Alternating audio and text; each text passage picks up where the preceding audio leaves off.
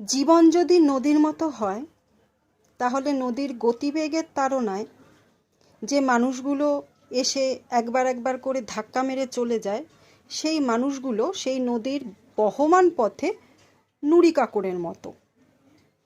নদী কিন্তু তাদের বয়ে নিয়ে গেলেও কিংবা তাদের সঙ্গ দিলেও নিজের গতিবেগ থেকে কিন্তু বেরিয়ে যায় না। জীবনও তাই।